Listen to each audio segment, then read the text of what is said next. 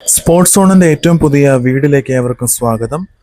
പ്രശസ്ത football ജേർണലിസ്റ്റായ Marcus മെർഗലാവോ തന്റെ Twitter അക്കൗണ്ടിൽ പറയുന്നത് ഇപ്രകാരമാണ്: next week there will be movement at Kerala Blasters എന്നതാണ് ഇപ്പോൾ വലിയ വാർത്ത. എന്തായിരിക്കാം ഈ മൂവ്മെന്റ് എന്നതിലാണ് ആരാധകരുടെ മുഴുവൻ ശ്രദ്ധയും.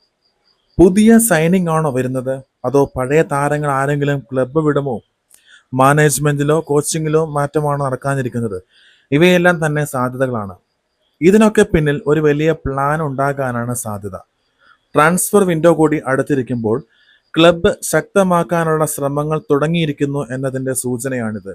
മഞ്ഞപ്പടയ്ക്ക് ഇഷ്ടപ്പെടുന്ന ആഗ്രഹിച്ച താരങ്ങളെ കൺഫേം ആക്കുന്ന ആഴ്ചയായിരിക്കും വരുന്ന ആഴ്ചകൾ.